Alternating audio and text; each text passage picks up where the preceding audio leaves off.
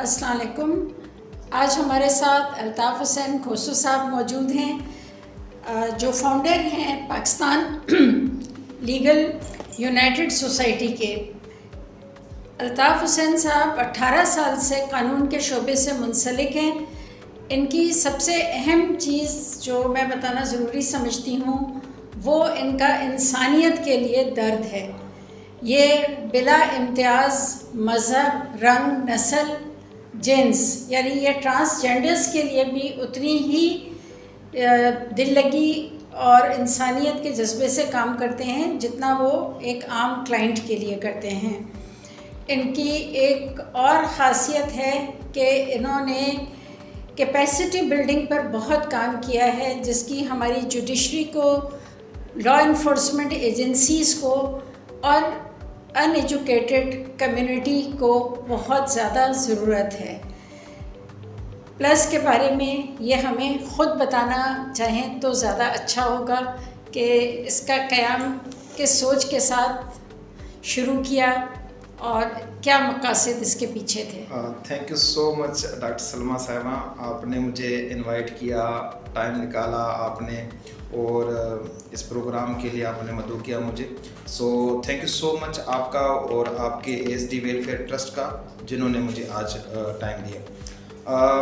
Pakistan legal united society plus से सारे दोस्त मेरे वाकुफ़ भी हैं, पर मैं आपको बताता चलूँ कि ये जो है नॉन प्रॉफिट ऑर्गेनाइजेशन है और ये 2020 में रजिस्टर हुई थी मैडम।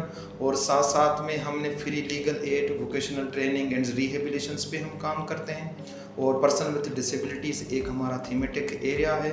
और साथ साथ में हम capacity building, trainings, awareness, advocacy हम वो करते हैं। और इसके अलावा जहाँ पर रिसर्च और जो है वो उस पर साथ साथ हम करते हैं। फिर हम बाकी जो है वो अवेयरनेस साथ साथ में कर रहे होते हैं। उसके अलावा जो है जो हमारे वकील होते हैं, एक्सपर्ट्स लॉयर्स होते हैं, हमारी कराची, हैदराबाद और सक्खर में हमारे दफातर हैं मौजूद हैं, जहाँ पर हमारे जो एक्सपर्ट्स लॉयर्स होते हैं, साथ साथ में हमारी जो पैरालीगल टीम्स होती है, जो हमारे पास नीडी पीपल्स जो हैं वो आते हैं, हम उनको फ्री लीगल एड प्रोवाइड करते हैं। साथ साथ में हम उनके लिए जो कोर्ट के जहाँ तक रसाई नहीं हो सकती है तो हम कोशिश करते हैं कि उनकी पर्सन विद डिसेबिलिटीज़ की इंक्लूजन हो, या उनके लिए जो दरपेश मसले होते हैं बच्चों से रिलेटेड भी, तो वो हम सुनते भी हैं और उनको हल करने की कोशिश कर रहे होते हैं। और रही बात जो आपने जो दूसरा सवाल किया था कि इसकी वजूहत क्यों बनी या ऐसा क्या था जो आपने लीगल एड बनाए, देखें इसकी ज़रूरत है, अच्छे इदारे बनने चाहिए। मैं तो कह रहा हूँ कि ये एक इदारा है और भी बहुत सारे इदारे बनने चाहिए। हमें कम्युनिटीज़ में नीड है, हमें कम्युनिटी में इस तरह के इदारों को और भी जन्म होना चाहिए, क्योंकि हमें हर जगह पे लीगल अवेयरनेस की जान पहचान नहीं होती है। कम्युनिटीज़ में इस तरह के लीगल एजुकेशन कोई किताबों में पढ़ाया नहीं जाता। आप 5वीं क्लास में जाएं, प्राइमरी में जाएं, स्कूलों में जाएं, इस तरह से ह्यूमैनिटी कोई पढ़ाई नहीं जाती है। तो इस तरह के इदारों का होना ज़रूरी है। वो भले जेल में जो काम करते हैं इदारे, उनके लिए काम करें, हज़ारों बिहाइंड द बार्स जो कैदी बैठे हुए हैं उनके लिए तालीम के हुकूक होने चाहिए, उनके लिए लीगल एड होनी चाहिए। साथ साथ पे जो बाहर कम्युनिटी है, जेल से बाहर है, उनके लिए होना चाहिए, क्योंकि यहाँ पर प्रो बोनो पे बहुत कम काम हो रहा है। आपको नज़र आ रहा होगा कि जहाँ पर जो भी हमारे पास कम्युनिटी में लोग जा रहे होते हैं, भले वो ओम्बड्समैन में जाएँ, कोर्टों में जाएँ, तो वो बेचारे फीस भी अफोर्ड नहीं कर पाते। तो हम ये चीज़ समझ करके मेरा इसके मुतालिक, जिस तरह से आपने कहा कि 18 साल से मैं काम करता आ रहा हूँ, तो मुझे नीड महसूस हुई। मैंने कहा कि यार इस तरह के इदारों को बनना चाहिए, इस तरह के काम करें जो इदारे वेलफेयर के लिए भी काम आ सके और उन लोगों के लिए काम आ सकें जो अपनी प्रोफेशनल फीस बियर नहीं कर सकते हैं, जो वालिदैन अपने बच्चों के अखराजात बियर नहीं कर सकते हैं, वो कस्टडी का मैटर हों, फैमिली के मसले हों और मसले हों, तो वो हम शाना बशाना हम उनके साथ खड़े होते हैं, उनको इस्लाह दे रहे होते हैं, उनके साथ एडवोकेसी कर रहे होते हैं, उनके साथ हम कोर्ट तक भी हम चले जाते हैं। जी, ये अच्छा, अब आप मुझे ये बताइए कि जो लोग किसी भी जिस्मानी माजूरी या डिफरेंट जो हमारी न्यूरोलॉजिकल कंडीशंस हैं, ऑटिज़म हो गया, इंटेलेक्चुअल डिसेबिलिटी जैसे पहले मेंटल रिटार्डेशन कहते थे, इन सब मसाइल के साथ जो लोग होते हैं वो आप तक कैसे पहुंचते हैं, या आपकी टीम उन तक कैसे पहुंचती है और वो किन कानूनी पेचीदगियों के बारे में आपसे सलाह मशवरा चाहते हैं? ख़ासतौर पे ऑटिज़म या इंटेलेक्चुअल डिसेबिलिटी मैं ले लूँ तो उनको किस किस्म की कानूनी मदद दरकार होती है? देखिए मैडम, बिल्कुल आपने बहुत अच्छा सवाल किया है। जिस तरह से हमारे पास हम एक पार्टनर ऑर्गेनाइजेशन है DEPD के साथ, हम सिंध गवर्नमेंट के साथ हम मिलकर के काम करते हैं। हम तो सिंध गवर्नमेंट का भी शुक्रिया अदा करते हैं कि उन्होंने हमें इस काबिल समझा और हमें खिदमत करने का मौका भी फराहम किया।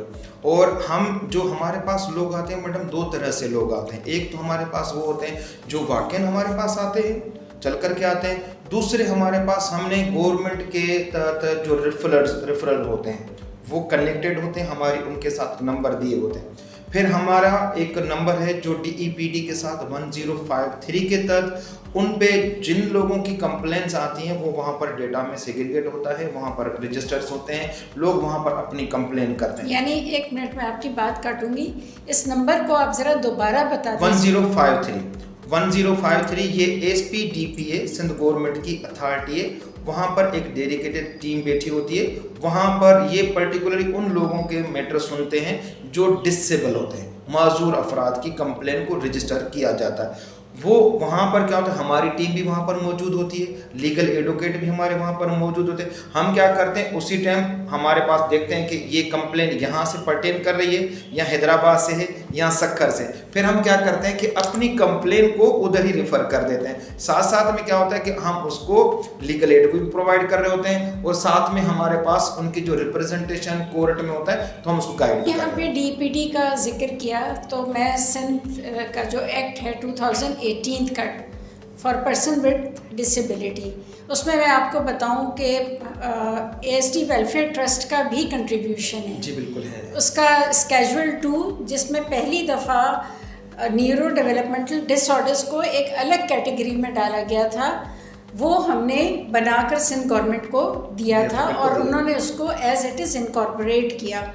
तो मैं आपसे ये पूछना चाहूँगी कि सिंध डिसेबिलिटी एक्ट 2018 के तहत आपके पास किस तरह के केसेस पहुँचे हैं कि लोगों ने उनकी कुछ क्लॉज या शिकों को उठाया हो और आप तक सवाल लेकर आए हों, मेन स्ट्रीम स्कूल में दाखिला हो गया या नौकरी के हुसूल का मामला हो गया, तो इस तरह के आए हैं इस एक्ट के अंडर लोग आपके पास?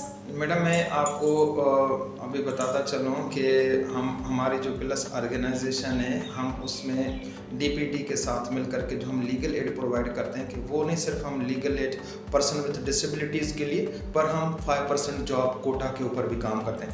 आपने मुझे एक सवाल में दो चीज़ें आ गई, एक तो आपने 5% कोटा की आपने जिक्र किया, फिर इंक्लूसिव एजुकेशन का। तो मैं पहले आपको जो है ना 5% कोटा के हवाले से बताता चलूँ कि देखें 5% कोटा आपका 2018 में मैंडेटरी है कि आपने देना ही देना है उन लोगों को जो स्किल्स हैं या नॉन स्किल्स हैं। आपने उनको टायर वाइज आपने रख करके उन कंपनीज में जहां पर 20-25 से ज़्यादा जो लोग अफराद काम कर रहे होते हैं, तो वो कंपनीज, प्राइवेट एसोसिएशन, गवर्नमेंट उनके ऊपर पाबंद हैं कि वो उस लॉ को फॉलो करें।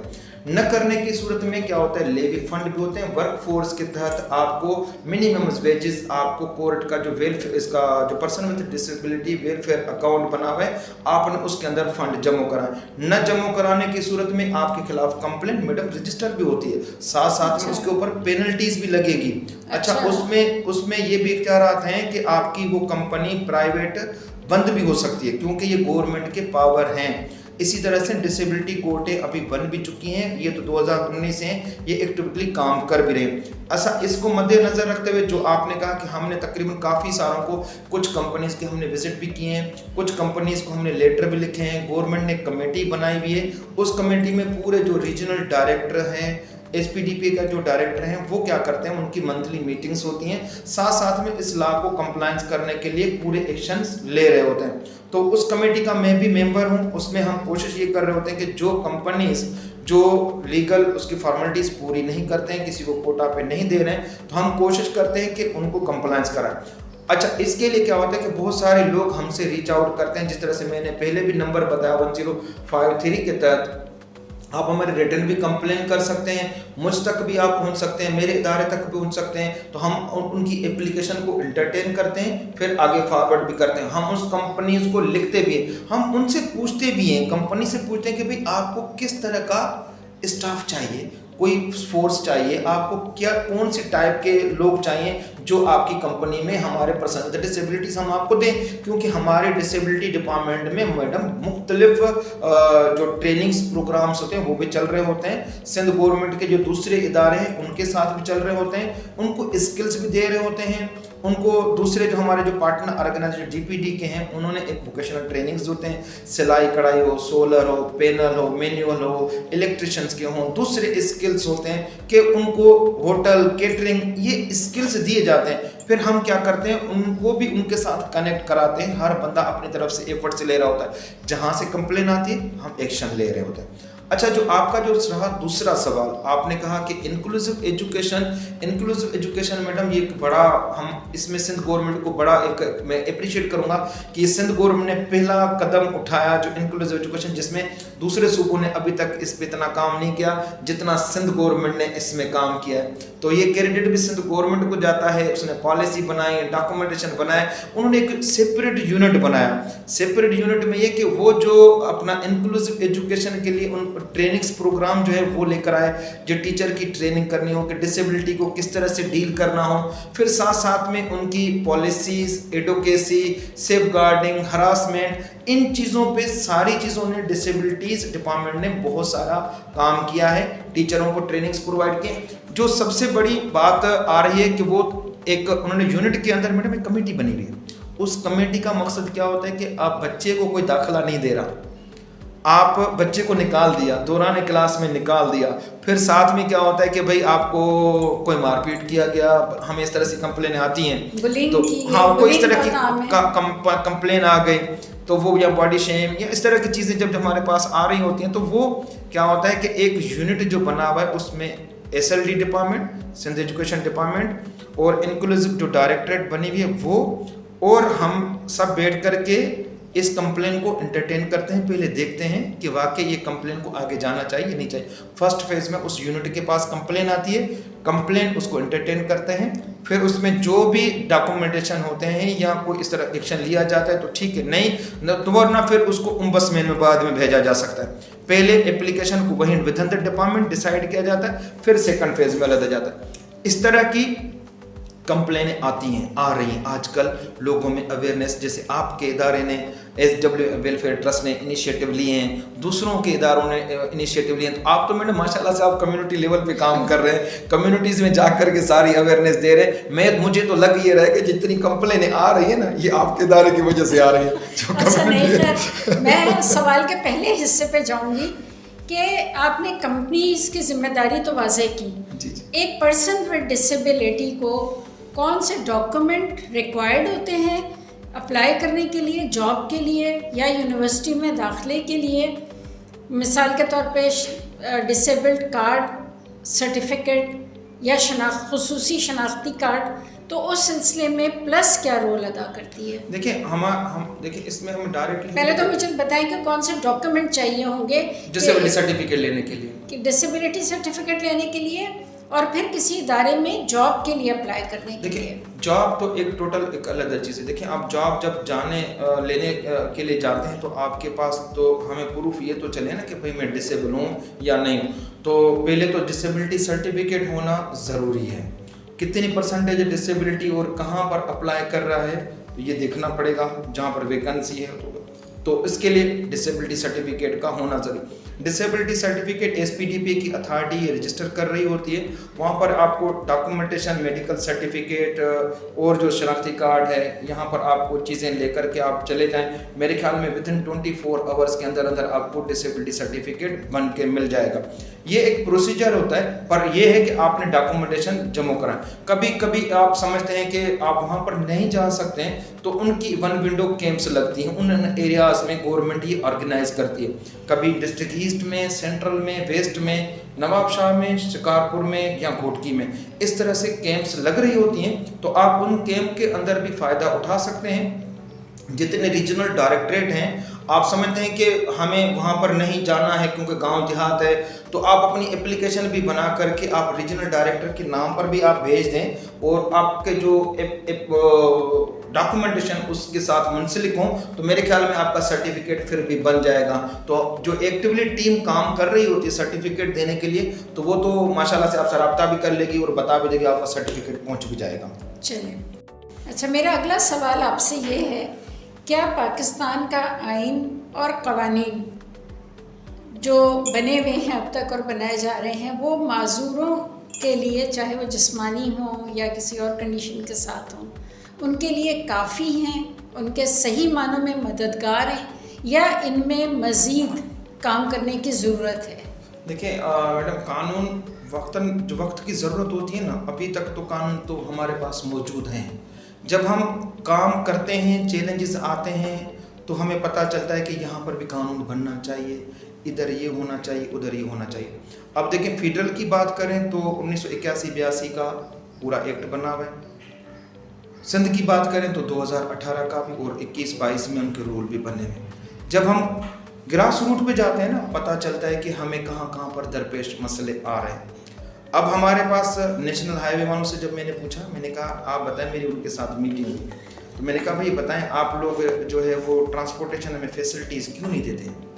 कह रहे कि सर हमारे ऊपर आपका कानून लागू ही नहीं होता। मैंने कहा मैं सिंध की कानून की बात नहीं कर रहा, फेडरल की बात कर रहा। तो सर उन्होंने कहा कि हमारी तो 2010 की पॉलिसी, उसने मेरे सामने पॉलिसी निकाल के दिखाई। मैंने कहा भाई ये तो 2010 की पॉलिसी है, आपका 1981-82 वाला जो लॉ है वो अमेंडमेंट हुआ है 2015 में, आपने पॉलिसी बनाई 2010 में, उसमें तो हमारे जो ये जितने भी पैकेजेस गवर्नमेंट ने दिए उस पॉलिसी में तो इनकॉर्पोरेट है नहीं। आपको अपनी पॉलिसी रिवाइज करनी चाहिए। आपने 2010 से लेके 2026 तक, ये किस डिपार्टमेंट? ये नेशनल हाईवे की बात कर रहा हूँ। अच्छा। अभी तक आपने इस पॉलिसी को रिवाइज ही नहीं किया। आपके फैमिली में, इर्द गिर्द में आप कोई चैलेंजेस आ रहे हैं, आपने ये कभी सोचा भी नहीं कि इसको हमें चैलेंज करना चाहिए, इसको रिवाइज करना चाहिए। ये पर्सन विद डिसेबिलिटी में बात कर रहा हूँ। तो आप मुझे बताएं, देखिए मैडम, हम ट्रांसपोर्ट पे जाते हैं, रेलवे पे जाएं, या आप जो हमारे पास जो फेडरल की बसेस हैं तो हम उस पे जाएं, या नेशनल हाईवे पे जाएं, या हमारे पास जो मोटरवे बने हुए हैं उसके भी हमारे फैसिलिटीज़ हैं ना, पर्सन विद डिसेबिलिटी को फैसिलिटी देनी चाहिए। तो वो पॉलिसी बैक साइड की बनी हुई लोगों में, ये गवर्नमेंट के जो विद इन द गवर्नमेंट है ना, उनको भी इतनी अवेयरनेस नहीं है। हम अभी जो कोशिश कर रहे होते हैं कि हम सिंध के लॉ को भी साथ साथ में फेडरल लॉ को भी हम अवेयरनेस तो दे रहे होते हैं। हमें वक्त की ज़रूरत के मुताबिक हमें जहाँ जहाँ चैलेंजेस नज़र आ रहे होते हैं, हम पॉलिसीज़ को रिव्यू भी कर रहे होते हैं, रिसर्च भी कर रहे होते हैं। जहाँ समझते हैं कि इस तरह की चीज़ों को और मज़ीद बनना चाहिए तो बन सकती हैं। अभी तक तो जो लॉ बने हुए हैं वो तो माशाल्लाह से सही है, क्योंकि 1981 में हमारा कल्चर पहले कुछ और था। जब वक्त की नज़ाकत को देखते हुए अब जो हमारे पास 2018 और 2026 में जाकर के खड़े हैं, तो हमारे पास पीछे लॉ और बन चुका है। शायद जब हम आगे 20 साल आगे जाएंगे तो शायद कुछ और हमारे पास लॉ बन चुके होंगे। अच्छा, अब आगे हम चलते हैं कि ASD वेलफेयर ट्रस्ट का ये एक्सपीरियंस है कि जब बच्चा डायग्नोज होता है तो वालिदैन के दरमियान काफ़ी अख्तिलाफ़ात बढ़ जाते हैं, यहाँ तक कि उनमें अलहदगी हो जाती है। तो कई बार कस्टडी का मसला होता है, वो किस तरह से तय किया जाता है, और उसके बाद जो मेंटेनेंस मनी होती है, यानी बच्चे का ख़र्चा, अगर हमें माएँ आकर ये बताती हैं कि ज़ाहिर बात है कि बच्चा ऑटिज़म के साथ है, उसकी थेरेपीज़ चल रही हैं, या ID के साथ है, वो किसी स्पेशल स्कूल में जा रहा है, स्पीच थेरेपी, ऑक्यूपेशनल थेरेपी, ये सारी थेरेपीज़ जो हैं ये एक अमाउंट मांगती हैं। हमारी अदालतें, चाहे फादर की इनकम ठीक ठाक हो, जो रकम मुकर्रर करती है वो आमतौर पे काफ़ी नहीं होती है। फिर साथ में ये ताहयात रहने वाले मसाइल हैं। सही है। और बहुत सारे फादर्स 18 साल की उम्र के बाद डिनाई कर देते हैं कि जी पाकिस्तान के कानून में तो मर्द जब बालिग हो जाए, 18 साल का हो जाए, तो हम उसको के पाबंद नहीं है उसके लिए मेंटेनेंस मनी देने के लिए। तो आप इसके बारे में हमें ज़रा बताइए। देखिए कस्टडी एंड मेंटेनेंस मनी। देखिए कस्टडी की बात करें तो हमारे पास कानून तो मौजूद है। मेंटेनेंस की बात करें तो फैमिली लॉ 1961 और 1964 का कानून मौजूद है। अब रही बात जो आपने बात की कि डिसेबल बच्चों के लिए उनकी फलाह के लिए किस तरह से मेंटेनेंस का केस दाखिल हो सकता है, बिल्कुल हो सकता है। इनके लिए भी वही कोर्टें हैं जो आम कोर्टें बनी हुई हैं। अभी स्पेशल कोर्ट है 2019 में जो डिसेबिलिटी कोर्ट हैं वो बनी तो हैं। रही बात उनको जो है ना मजिस्ट्रेट लेवल तक उनको नहीं लेकर गए हैं कि हम कोशिश कर रहे हैं कि उनको फैमिली कोर्ट और सीनियर सिविल जज कोर्ट भी इस तरह की कोर्टें भी वो भी बनी हो जो डिसेबल्ड कोर्टों के पर्सन विद डिसेबल हों उनके केसेस अलग चला। अब जो कस्टडी का मैटर है, कस्टडी के लिए भी आप केस तो दाखिल आप कर सकते हैं। अब ये देखा जाता है कि उसकी वेलफेयर कहाँ पर जा सकती है। वो फादर की तरफ वेलफेयर सही बेहतर हो सकती है या मदर की तरफ बेहतर हो सकती है, ये कोर्ट डिसाइड करती है। और जो कस्टडी ले रहा होता है कि उसके ऊपर फ़र्ज़ है कि वो अपना केस कितना इस्टेब्लिश कर रहा है।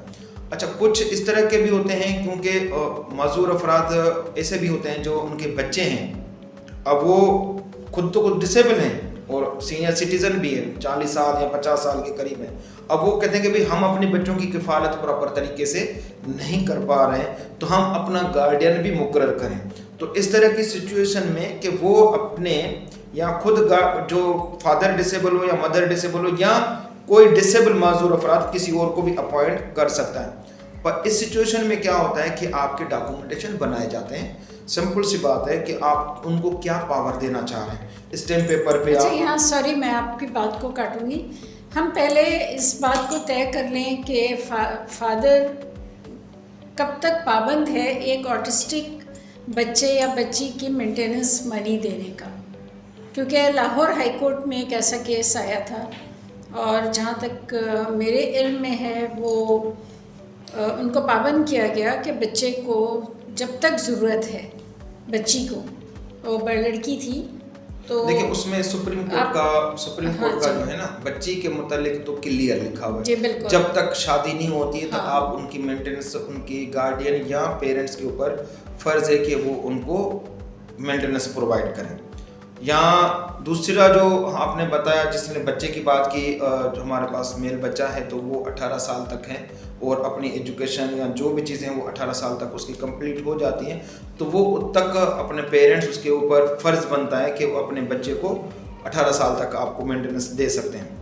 अब इस सिचुएशन में कुछ हमारे पास इस तरह से भी क्लियरिटी थोड़ी सी हमें चाहिए कि अपना जो है पंवर साहब हमारे ऑनरेबल जस्टिस साहब सलाउद्दीन पंवर साहब थे तो उन्होंने कुछ इस तरह की डायरेक्शन भी दी जहाँ पर हमारे पास जो वेलफेयर ऑर्गेनाइजेशन या वेलफेयर डिपार्टमेंट है कि भाई वो जो बच्ची का 18 साल से बड़ी थी या माँ बाप थे वो फोत हो गए या उसका कोई संभालने वाला कोई नहीं है, माजूर हो या नॉर्मल से बच्ची क्यों ना हो, तो ये गवर्नमेंट स्टेट की रिस्पॉन्सिबिलिटी बनती है कि कम से कम उसके लिए आप महीना वजीफ़ा मुकर्रर कर दिया जाए। या वो उसके शोहर फोत हो गए, अब मतलब आप उसको सपोर्ट तो करें।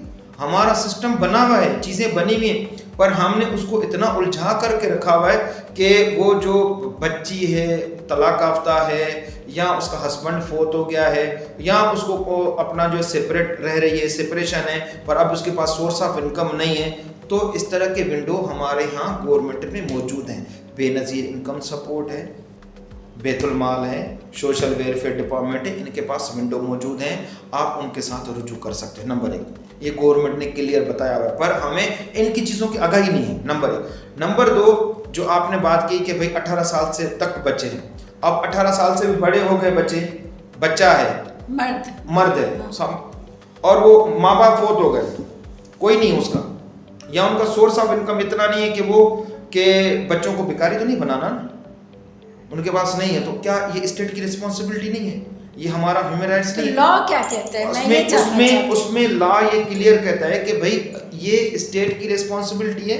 जिस तरह से मैंने बताया, जैसे बेनज़ीर इनकम सपोर्ट है या दूसरे हमारे पास जो डिपार्टमेंट सोशल वेलफेयर बताया या हमारे पास बेनज़ीर इनकम सपोर्ट है, सोशल वेलफेयर डिपार्टमेंट, इस तरह के या वो ऑर्गेनाइजेशंस हैं जो इस तरह की सपोर्ट करते हैं, महीना वजीफ़ा वो देते हैं, आप उनके साथ लाइजन कर सकते हैं। एहसास प्रोग्राम है फेडरल डिपार्टमेंट वालों का, मिनिस्ट्री ऑफ जो है ह्यूमन राइट्स है, उनके डिफरेंट प्रोग्राम्स होते हैं, आप उनके साथ भी कनेक्ट हो सकते हैं। तो कहने का मतलब ये कि गवर्नमेंट इनिशिएटिव ले सकती है, पर हमें गांव देहात हो या उन लोगों तक हमारे पास ये इंफॉर्मेशन का पता नहीं होता है कि किस लोग जा करके वहाँ पर अपनी इंफॉर्मेशन लें।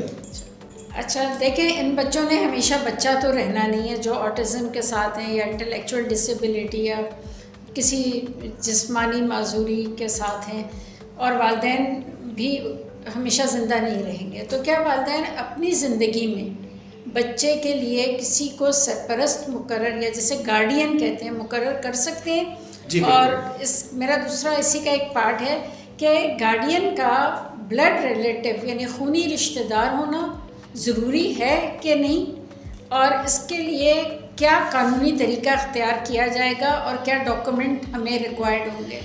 देखिए, 2 सवाल हैं आपका। पहले सवाल का जवाब मैं देता चलूँ कि देखिए, गार्डियन बिल्कुल अपॉइंट हो सकता है। ये 2013 का कानून है। आप उसमें गार्डियन वार्ड में आप एप्लीकेशन डिस्ट्रिक्ट एंड सेशन जज में एप्लीकेशन एक प्रॉपर वकील बना करके सबमिट कराता है, और उसके बाद जो है वो एडवोकेट जनरल से भी NOC वगैरह लेकर के कर दी जाती हैं, और अमूमन ये होती हैं। अब ये देखना पड़ता है, जिस तरह से मैंने पहले आपके सवाल में मैंने अर्ज़ किया कि ये वेलफेयर देखी जाती है कि वाकई जिसको हम गार्डियन बनाना जा रहे हैं क्या उस बच्चे के लिए ये सूटेबल है या नहीं है, और लाजमन किसी कंसेंट की ज़रूरत है या नहीं है, तो ये देखना पड़ता है। हमने इस तरह के केसेस हमने किए हैं, गार्डियन वार्ड की एप्लीकेशन लगाते हैं और अपॉइंट हो भी जाते हैं। अब जो आपका दूसरा सवाल क्या था मैडम? आप सवाल बड़ा लंबा था आपका। हाँ, सवाल ये था कि गार्डियन का खूनी रिश्तेदार होना जरूरी है। देखिए ये और उसके इख्तियारात क्या होंगे, वो कौन मुकर्रर करेगा? देखा, वो मुकर्रर तो आपकी कोर्ट कर सकती है। उसके लिए ये जरूरी नहीं है कि खूनी रिश्तेदार, पहले प्राइमरी होना जरूरी है। देखा जाता है कि वाकई इनके जब रिश्तेदार हैं, ब्लड में हैं, तो पहले तो जज भी सवाल पूछेगा, एक आम इंसान भी पूछेगा कि भाई वो क्यों नहीं, ये क्यों, तो वो उसको बताना चाहिए जो ये गार्डियन अपॉइंट करने जा रहा है या उसको पावर देने जा रहा है, तो वो उसकी मैंडेटरी है वो बताए, जस्टिफाई करे कि मैं इसको क्यों अपॉइंट कर रहा हूँ, क्योंकि लाजमन है उसकी वेलफेयर वही बेहतर डिसाइड कर सकता है जो पावर आगे देना चाहे। अच्छा, उसको पावर भी वो देगा, बताएगा कि कितने हद तक इसको इस्तेमाल कर सकते हैं। ये सिर्फ गार्डियन ये इसकी एजुकेशन का देखभाल करेगा या स्कूल से रिलेटेड जो करस्पॉन्डिंग वो देखेगा, या इसके घर के जो देखभाल है वो करेगा, या इनकी अकाउंट या इनकी प्रॉपर्टी है तो वो देखेगा, क्या देखेगा।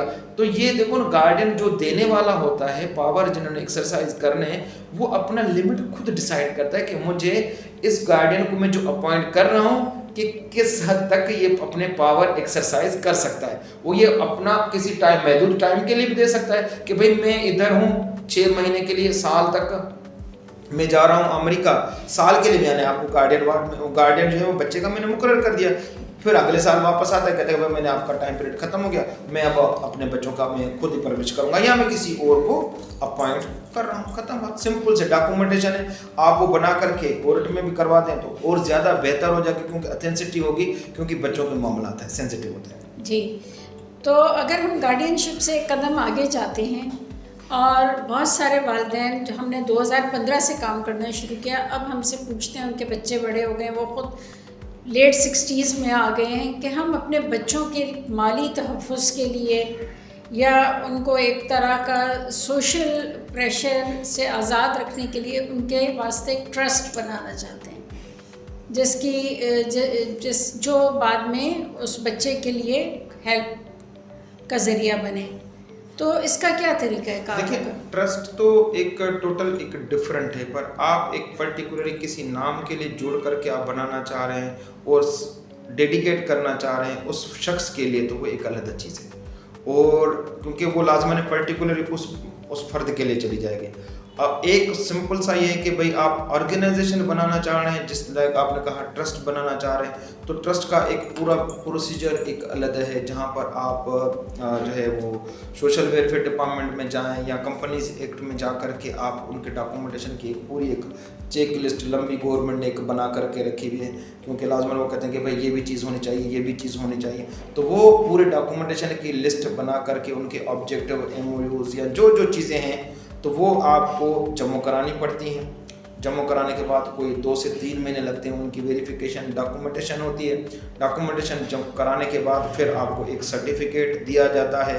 आप जिस पर्पज़ के लिए काम करते हैं आपका ऑब्जेक्टिव क्लियर होना चाहिए और मेमोरेंडम आपके क्लियर होने चाहिए, तो ये तो एक आपका सिंपल सा ये बन सकता है।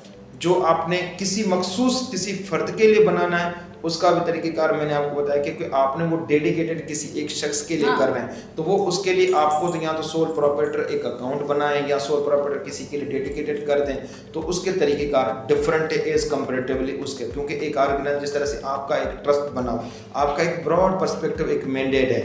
तो SDW बहुत सारी चीज़ों पे काम करता है, आर्टिज़म पे भी, एडवोकेसी भी और वेलफेयर भी काम कर रहे हैं। तो ये तो एक आपका ब्रॉड पर्सपेक्टिव्स हो गया। और एक आप स्पेशली सिर्फ एक पर्सन के लिए कर रहे हैं, तो आप उनकी जो भी चीज़ें हैं डेडिकेट करना चाह रहे हैं उस शख्स के हिसाब से, तो मेरे ख्याल में उसके लिए आप सिंपल सा कोई सोल प्रोप्राइटर कोई अकाउंट या सोल प्रोप्राइटर कोई कंपनी रजिस्टर करके उनके नाम से कोई अकाउंट या कोई इस तरह की चीज़ें बना करके आप उसको सिक्योर कर सकते हैं, क्योंकि वो आगे जा करके भी जब वो एजड हो या किसी की उम्र में हद तक भी पहुंच करके अपनी चीज़ों को वो फ़ायदा ले सकता है। ठीक, अच्छा अल्ताफ़ साहब, कुछ मुझे ये एहसास होता है डिसेबल्ड बच्चों के वालिदैन के साथ मिलकर कि उनको अपने बच्चों के हुकूक के बारे में ज़्यादा आगाही नहीं है, और ख़ास तौर पे अगर मैं विरासत की बात करूं तो वो अपने जो आम बच्चे होते हैं उनको तरजीह देते हैं और एक डिसेबल्ड बच्चों को विरासत के हक़ से महरूम कर देते हैं, और माँ बाप की डेथ के बाद जो दीगर बहन भाई होते हैं वो भी अपने मासूर बहन या भाई के हक़ को नहीं समझते हैं। तो आप इस बारे में क्या रहनुमाई देंगे? देखिए मैडम, हमारी ये सोसाइटी का बड़ा अलमिया है और हम कई सारे केसेस हमने ऐसे देखे हैं। बिलीव करें कि वो वालिदैन अपने बच्चों को डिस्क्लोज़ भी नहीं करते। कुछ तो हमने ऐसे भी देखे कि वो वालिदैन फोत भी हो गए कि वो माजूर अफराद वो 20-25 साल से एज ऊपर आ गई कि उसको बहन भाई छुपाने के चक्कर में थे कि इनकी प्रॉपर्टी का हिस्सा भी हम हज़म करके जाएं, पर हमने हज़म करने नहीं दिया। क्यों? कि हम कहते हैं इंसाफ सबका हक है, और हमारी पहली अवलियत यही होती है, हम चाहते हैं कि भाई इंसाफ उनको मिलना चाहिए। अच्छा, ये जो आपका जो दूसरी पॉइंट थी ना कि भाई क्या वो सेंसिटाइज नहीं होते या उनको अवेयर नहीं होती? पता होता है उनको। अच्छा, उनको पता होता है। हमारी सोसाइटीज़ में इतने चैलेंजेस हैं कि वो मजबूरन वो उसको डिस्क्लोज ही नहीं करते। तो इस्लाम इसके बारे में क्या कहता है? देखिए, इस्लाम तो कहता है कि भाई आप उनको डिस्क्लोज करो, वो आपका बच्चा है, वो आप अल्लाह ताला ने आपको दिया हुआ है, वो आजमाइश है, कुछ भी है, आप उसको एक्सेप्ट करो अल्लाह की तरफ से। और विरासत में उसका उतना ही हक है जितना उतना ही हक है, उतना ही हक है जितना आम बच्चे का हक है, वो बेटी हो या बेटा हो। अब रही बात ये कि जो ये लोग छुपाते क्यों हैं, इनका रीज़न क्या है? जो मैंने जो अंडरस्टैंड किया है ना, वो रीज़न क्या है? हमारे यहाँ लोगों में एक्सेसिबिलिटी के बड़े इश्यूज हैं। मैं यहाँ से बच्चे को लेके जाऊँ नादरा, क्या ट्रांसपोर्टेशन इजी एक्सेसिबल है? रक्शे पे जाऊँ, कार में जाऊँ, किस में जाऊँ, कौन सी गाड़ी में जाऊँ, मेरे लिए चैलेंजेस है चैलेंजेस। बैंक में जाओ तो आपको अंगूठा लगाने के लिए आपको एक्सेप्ट नहीं करेंगे, बोलेंगे फेस रिकग्निशन नहीं है, ये चैलेंजेस। अकाउंट खुलवाने के लिए ये चैलेंजेस। आपको ट्रांसपोर्टेशन में जाओ, ट्रेन पे जाओ, जहाँ पर जाओ आपको वॉशरूम की चैलेंजेस मिलेंगे। पब्लिक पार्क में जाओ तो आपको वहाँ पर चैलेंजेस मिलेंगे। आपको अपना पब्लिक प्लेस में जाओ तो वॉशरूम की फैसिलिटीज़ नहीं है। आपको कहीं हेल्थ हॉस्पिटल में जाए तो आपको उस डिसेबल माजूर अफराद को लेकर के जाने के लिए आपके लिए क्या वो जो फैसिलिटीज़ दी गई हैं वो आप और हम देखें। सिंध गवर्नमेंट ने हेल्थ पे बड़ा काम किया है, पर डिसेबिलिटीज़ टूवर्ड्स आपको देखा जाए, क्या वो वॉशरूम, क्या वो चीज़ें जहाँ पर हमारे लिए क्या साइनेज, क्या इजी एक्सेसिबल हैं? नहीं है। तो क्या प्लस ने कभी कोशिश की करते आ रहे हैं, वो हमने किया है, में भी काम हमने देखें जो मेरा फर्ज बनता है, जो मेरा प्लस का मैंडेट है, मैंने किया है। मैंने इस जितनी चीज़ों का मैंने आपको जो बताया, वो भले ट्रांसपोर्टेशन हो, कोर्ट का तो मैंने अभी बताऊं कि हमने एक पायलटली हमने इंक्लूसिव कोर्ट का, हमने फ्रेंडली कोर्ट, सिटी कोर्ट में हमने पायलट प्रोजेक्ट हमने रन किया है कि ब्लाइंड हो, डिसेबल हो और जिसमें साइन लैंग्वेज की फैसिलिटीज़ हैं, वो आप उसमें प्रोग्राम में भी अभी आप आए वो देखा भी सही कि हमने उसको बनाया है। हम आगे उस चीज़ों को लेकर के चल रहे हैं कि उस कामयाब होने के बाद हम दूसरी कोर्टों में हैदराबाद, सक्कर, जहाँ जहाँ जो सेकंड फ्लोर पे कोर्ट है बनी हुई जो मजदूर अफराद के लिए, हम कोशिश कर रहे हैं, लॉबिंग कर रहे हैं उसको नीचे लाने के लिए कि वो उनके लिए ईजी एक्सेसिबल। तो बाकी थाने और थाने पे भी हमने पुलिस और लॉ एनफोर्समेंट हमने उधर भी हमने किया, हमने लेटर निकाले, हमने चीज़ें की। थाने में इतनी फैसिलिटीज़ तो हो गई कि कम से कम थाने में जाने के लिए आप कराची में जाएं या जहाँ जहाँ सिटीज़ के थाने, वहाँ पर आपको रैंप की सूरत में मिल जाएगा, आप जा सकते हैं। चैलेंजेस हैं, बैरियर उनके लगे हुए होते हैं, वो आम बंदा जाए, कोई भी जाए शनाख्त करके अंदर जा सकता है, पर हमने एफर्ट्स किए। हमने दूसरा क्या किया कि हम हेल्थ डिपार्टमेंट हो, पब्लिक जहाँ प्लेसेस हैं, पार्क हो, हमने उनके रिलेवेंट डिपार्टमेंट्स को लेटर लिखे, हमने केसेस दाखिल किए। हमने ओम्बड्समैन में फेडरल वफा के मुंसब में जाकर के हमने केसेस दाखिल किए कि इनकी रसाई जो है वो आसान की जाए, इन लोगों के लिए जो चैलेंजेस हैं उनको कम किया जाए। तो हमने ये इनिशिएटिव हमने लेते आ रहे हैं। हमने कई सारे केसेस, अब देखें मैंने एक हमारा रिसेंटली हमने जो ड्राइविंग लाइसेंस है डेफ और डम के लिए, हमने उनके खिलाफ केसेस दाखिल किए हैं। जॉब एम्प्लॉयमेंट के केसेस हमने दाखिल किए हैं जो जॉब नहीं दे रहा है 5% के ऊपर। तो हम अपनी तरफ से भी इनिशिएटिव ले रहे होते हैं। जब तक आवाम मेरे साथ नहीं आएगी, एक छुप करके बैठे हुए घरों में बैठ करके आप कहें कि हमें हुकूक मिले, तो मुझे तो नहीं पता होगा ना कि इस बच्चे के साथ ज्यादती हो रही है या इस पेरेंट ने इसके साथ ज्यादती की है। वो घरों में बैठे में और घर में बैठ करके ये तवक्का करें कि प्लस जो है और उनके अल्ताफ साहब हमें सपोर्ट करेंगे, तो भाई मुझे तो नहीं पता होगा ना, मुझे ये भी पता होगा कि मैडम के पास कौन सा आया। क्योंकि जब ASD वालों के पास जब आप आएंगे भी सही, या मैडम सलमा के पास जाएंगे, जब आप बताएंगे, डिस्क्लोज करेंगे, अपने राइट लेने के लिए आगे बढ़ेंगे, तो ये ऑर्गेनाइजेशन हम और आप उनको सपोर्ट करेंगे ना मैडम, क्योंकि ये आते नहीं है लोग। अच्छा, अब यहाँ पे एक और सवाल भी है मेरा कि जैसे आपका पाकिस्तान पेनल कोड है या जेल के मैनुअल हैं, वो स्पेशल नीड पर्सन को जेल के मैनुअल में क्या सपोर्ट है? अगर कोई ऑटिस्टिक, क्योंकि हमारा जेल का अमला तो आगाह नहीं होता, या जो बच्चे वहाँ पे माओ के साथ बंद हैं उनमें अगर कोई बच्चा न्यूरो डाइवर्सिटी के साथ है, तो क्या जेल के मैनुअल में कोई ऐसी प्रोविज़न है कि इन लोगों को सपोर्ट किया जा सके? देखिए मैडम, हमें बहुत काम करने की ज़रूरत है।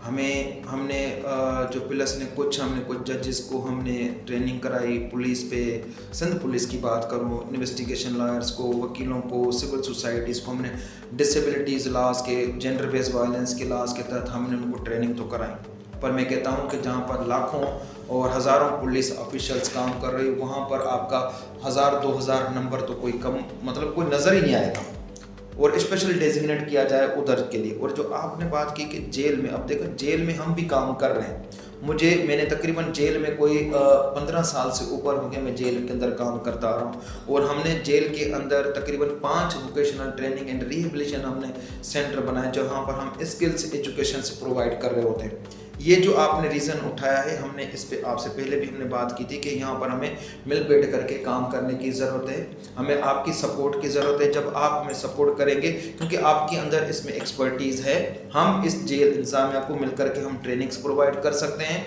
जहाँ मैपिंग की ज़रूरत हो तो हम वहाँ पर जो छोटे छोटे बच्चे हैं, जो वुमेन के साथ, जो 8 साल 5 साल के बच्चे हैं जो अपनी माओ के साथ हैं, तो हम उनकी मैपिंग करें, देखें कि वाकई इस तरह के बच्चे जो ऑटिज्म के शिकार हैं उनको काउंसलिंग करने की ज़रूरत है, उनको ट्रेनिंग्स देने की ज़रूरत है, और उनके जो मदर है उनको ट्रेनिंग्स देने की ज़रूरत है।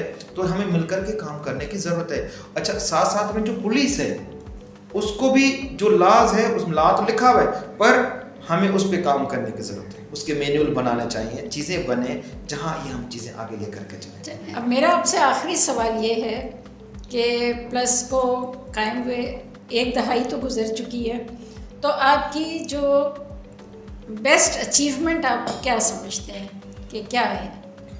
देखिए, मैं तो समझता हूँ कि शायद कोई इतनी बड़ी मैंने अचीवमेंट नहीं ली है, पर मैंने जितना भी मैंने काम किया है, मैं नंबर बता करके आपको क्या सेटिस्फाई करूं कि मैंने इतना काम कर लिया।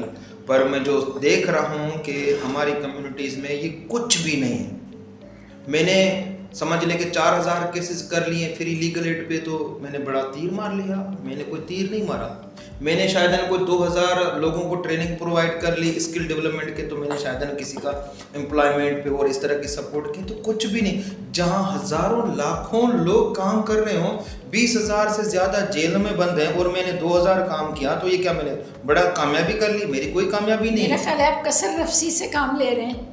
मैंने ये देखो, ये कोई कामयाबी नहीं है। मैं कह रहा हूँ कि आप इसमें और बढ़ कर के काम करने की ज़रूरत है, आप लोगों की सपोर्ट की ज़रूरत है। जब तक आप मुझे सपोर्ट करेंगे, जब तक आप मुझे इस तरह का समझेंगे कि हाँ इसमें और ज़्यादा काम करने की ज़रूरत है, तो हम आगे लेकर के जा सकते। अब मैंने कहा कि भाई मैंने 10,000 लोगों को मैंने एडवोकेसी की, डॉक्यूमेंटेशन है, मैंने ये चीज़ है। देखो मैं तो कहता हूँ यार चलो मैंने जितना कर लिया वो मैंने किया, मैंने अपना पार्ट मैंने रोल प्ले किया इस कम्युनिटी के हवाले से, पर मैं कहता हूँ कि ये कम है। हमें और काम करने की ज़रूरत है, हमें मिलकर के कम्युनिटी से मिलकर के काम करने की ज़रूरत है। आप लोगों के स्पेशली आपकी सपोर्ट की ज़रूरत है। आप हमारे साथ जुड़ें, आप हमारे साथ बैठें, मिल कर के इस कम्युनिटी को, जहाँ अवेयरनेस नहीं हम उनको अवेयर करें, जो जिनके राइट की वायलेशन हो रही है उनके साथ हम मिल कर के खड़े हो जाएं, उनका हम आवाज़ बने, तो हम ज़्यादा कुछ कर सकते हैं। जो लोग डर और खौफ की वजह से घर में बैठे हुए, तो वो ऐसे ही बैठे रहेंगे कि मैडम वो काम नहीं कर पाएंगे। वो सिर्फ ये हम दूसरे के ऊपर कहते हैं कि भाई हमें पता नहीं था, और पता सब होता है। आजकल के सोशल मीडिया में मैडम आजकल मोबाइलें लगी हुई हैं, आप चैट जीपीटी को डालो, बोलो कि भाई मुझे अपना राइट बता दो, उर्दू में, सिंधी में, इंग्लिश में आपको बता देगा। देखिए आपको आवाज़ उठाना पड़ता है, आपको घर से निकालना पड़ता है। आप अपना एक कदम उठाएं ना, जब आप उठाएं फिर कहें कि प्लस ने साथ नहीं दिया, एसडी वेलफेयर ट्रस्ट ने साथ नहीं दिया, फिर हमारा कसूर है। आप जब घर में बैठ करके कहेंगे कि भाई हमें हुकूक के बारे में पता नहीं था या पता था और हम ले नहीं सके, तो आप ऐसा खुदा ना करें। आप अपना हुकूक ले, जहां आपकी वायलेशंस राइट की हो रही है, यहाँ पर इदारे आपके साथ हैं, स्पेशली प्लस आपके साथ है, एसडी वेलफेयर ट्रस्ट भी आपके साथ है। अच्छा, बहुत शुक्रिया अल्ताफ़ खोसू साहब, आपके टाइम का आपने हमें इतना वक्त दिया, और वो नंबर दोबारा से दोहरा दें। Madam thank you so much. ये चाय के कप पे 1053 है, और जो Pakistan legal united society plus Hyderabad Sukkur में आप सोशल मीडिया पे भी आप सर्च करना चाहें तो आप इजीली सर्च कर सकते हैं, वरना तो अल्ताफ़ साहब आपके लिए अवेलेबल है सोशल मीडिया पे, जहाँ पर भी जिस टाइम भी कहेंगे तो आपको मिल सकता है फ्री लीगल एड के लिए। एसडी वेलफेयर ट्रस्ट ज़रूर चाहेगा कि जिन जिन वालिदैन को अपने बच्चों के लिए कानूनी रहनुमाई चाहिए वो प्लस से ज़रूर रुजू करें। हमारा अब इनके साथ MOU भी साइन हो गया है, तो आप हमारे थ्रू भी इन तक जा सकते हैं।